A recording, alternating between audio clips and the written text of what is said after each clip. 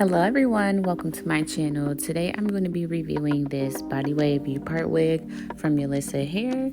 So right now I'm just going to show you guys everything that came in the packaging, and then of course the wig. So this U-part wig is super full, super thick. It was amazing. I love how it has the clamp clips here. These are my favorite. The wig fits super secure, and there's definitely a little bit of room if your head is larger. So if you guys are interested in this wig, I do have all of the links in the description box below, as well as a coupon code. But I'm gonna go ahead and just get right into the styling here. Like I was saying, this wig is so thick, it's so beautiful.